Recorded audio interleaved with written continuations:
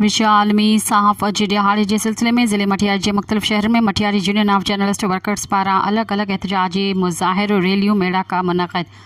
इन सिलसिले में Matiari union of journalist workers ज़िले मटियारी के सदर अब्दुल गफूर उर्फ अदाभाऊ मेमण की अगवानी में खैबर भिटशा हाला न्यूज़ हैदराबाद मटियारी में आलमी सहाफ़त के हवाले से प्रेस क्लब नाडो एहतजाजी मुज़ाहिरा कया विया।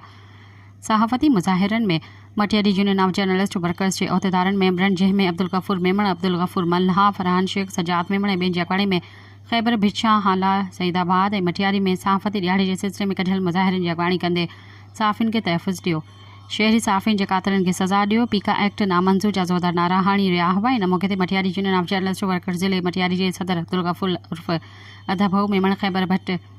भिटशा हाला के सहाफ़ियुनि खे ख़िताब कंदे चयो त पाकिस्तान गवर्नमेंट मुल्क भर जियां मुल्क के सहाफ़ियुनि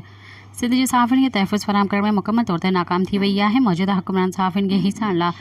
मथन हथरादू कूड़ा केस दाख़िल कंदे संदन घर भातियुनि मासूम अराण खे हीसा ऐं खेनि परेशान करे रही आहे। सब्सक्राइब कयो अवामी न्यूज़ HD खे ऐं ताज़ा तरीन ख़बरुनि लाइ ॾिसंदा रहो अवामी न्यूज़ HD।